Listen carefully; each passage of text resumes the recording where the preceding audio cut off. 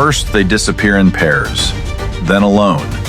A date night, a walk home, a quiet moment at the mansion. One by one, the X-Men vanish, until they wake up, trapped inside a nightmare amusement park run by a man who kills for fun. This is not a battle, it's a hunt. The X-Men are finally home. After cosmic battles and near extinction, the mansion stands quiet again. Inside the danger room, steel walls close in as Colossus strains against an impossible test. The Russian mutant hesitates. From the control room, Cyclops sees the real problem. Not strength, but belief. Colossus doesn't think he's enough. Without warning, Logan sabotages the safety systems and throws himself into the trap, placing his own life directly in danger. The safeguards are off. This is real.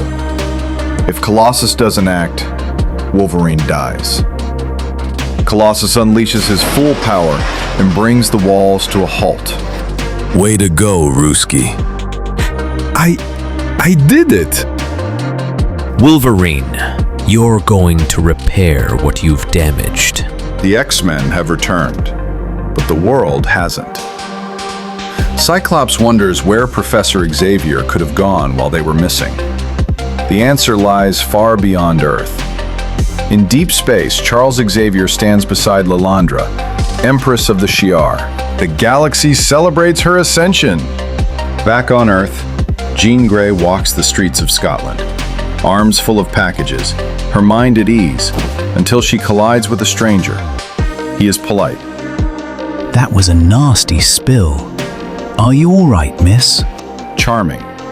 Perfectly forgettable. His name is Jason Wingard. They part ways, but as Jean boards Moira McTaggart's boat, she feels it, that faint, unplaceable sensation of being watched. On the shore, Wingard smiles. Soon she will love me and belong, mind, body, and soul, to the Hellfire Club. In New York, life moves on. Cyclops allows himself something rare, a date with Colleen Wing, a brief illusion of normalcy. Elsewhere, Storm returns to Harlem, only to find her childhood home reduced to rot, violence, and despair. When she tries to help, the city answers with knives. What's doing, pretty mama? I mean no harm. Saved by Luke Cage and Misty Knight, Aurora hears words that cut deeper than any blade.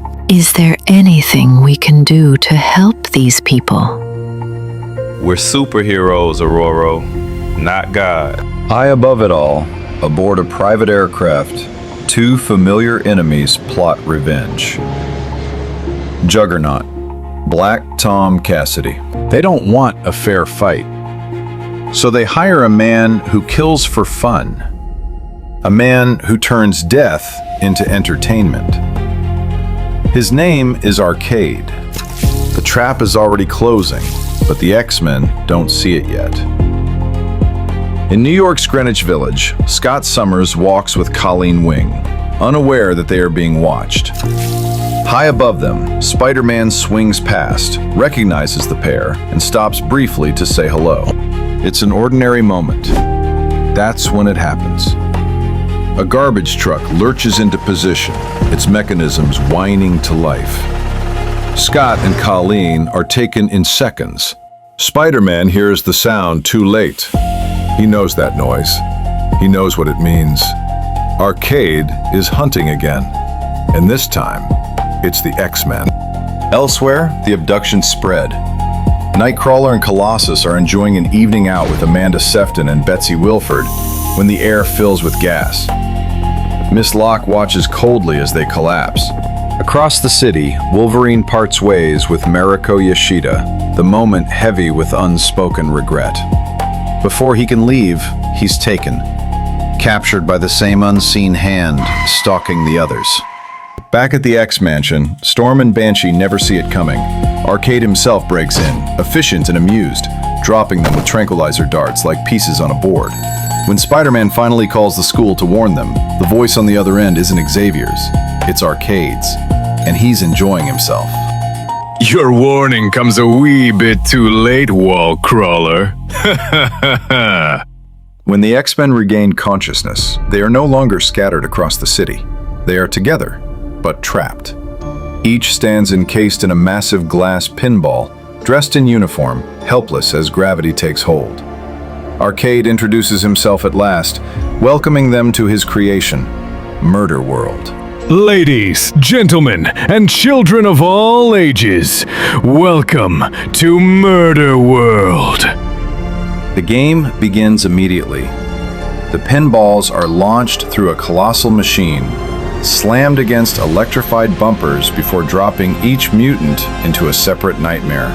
Cyclops lands in a room of choices. 3 doors, only one safe. To force a decision, a massive wall begins to close in, threatening to crush him. Colossus awakens beneath blinding lights, interrogated by an android posing as a KGB agent. The machine questions his loyalty. Wolverine finds himself surrounded by mirrors, each reflection twisting into a robotic duplicate that lunges at him with his own claws.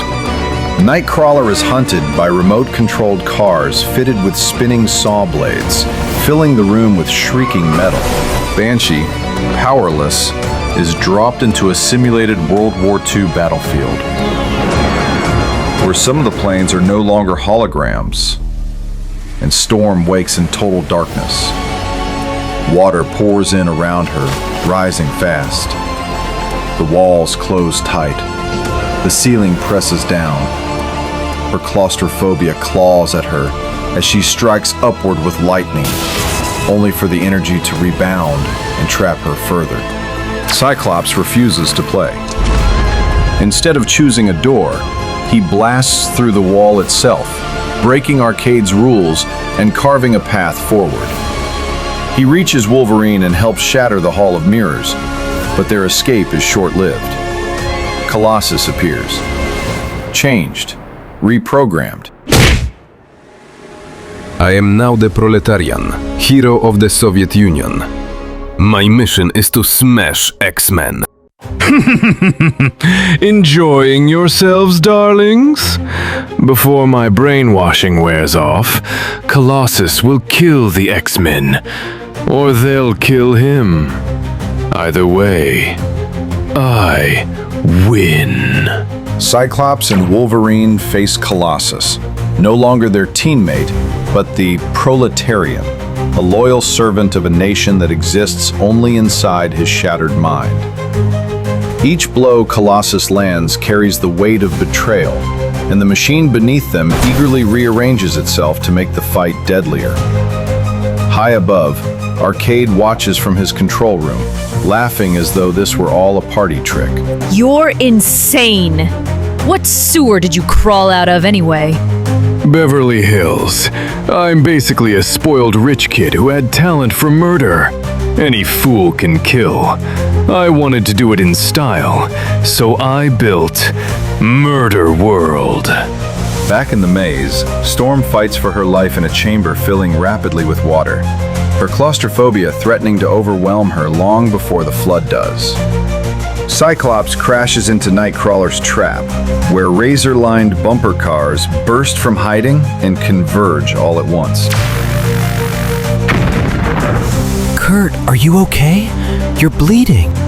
It's just a scratch. If I knew where we were, I could teleport us out.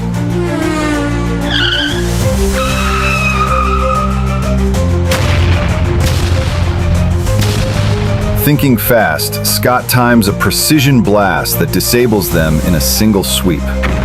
He blows open an access tunnel and sends Nightcrawler toward the control room. Go through the tunnel. I'll find the other X-Men.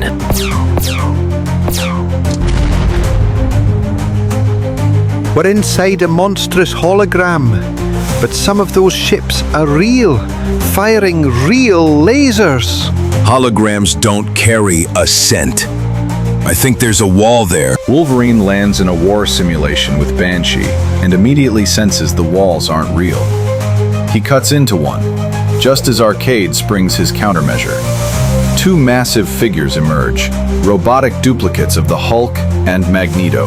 Storm, running out of air, sheds her cape and boots and dives beneath the rising water. She finds a grated outlet and pours every ounce of her remaining strength into a lightning surge, overloading the circuitry as the chamber begins to rupture. Nightcrawler ambushes Arcade, Miss Locke, and Mr. Chambers, seizing Miss Locke's machine gun and riddling the control panels with bullets. Murder World begins to fail, but gas floods the room and Nightcrawler collapses before he can escape. Cyclops breaks into Wolverine's chamber just as the robots fall and the wall splits open. Water explodes into the room, dumping an unconscious Storm at their feet. Cyclops revives her, but there's no time.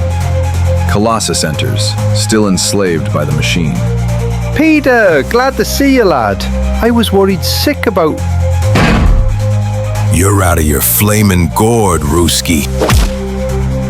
He crushes Wolverine and Banshee aside and closes his hands around Storm and Cyclops. Peter, why? We are your friends. You lie, woman. Peter, we are your family. She reminds him who he is, his kindness, his heart, his humanity. The conditioning shatters. Colossus breaks free. Oh dear, my friends, can you ever forgive me? With his game collapsing, Arcade decides survival is victory enough. He presses a button. Ah, well, you can't win them all. Hey, watch the floor. The X-Men are violently ejected from Murder World into an abandoned amusement park. Moments later, Nightcrawler, Colleen, Amanda, and Betsy are parachuted from the sky. Pinned to Nightcrawler's costume is a note from Arcade. Round one to you, X-Men. Till next time. Murder World is over. Arcade is gone. The X-Men survived. But somewhere in the shadows, something far more dangerous has already begun. One of them is changing. Power is stirring. And soon, the greatest battle won't be against machines or madmen. It'll be against fire itself. See you next time.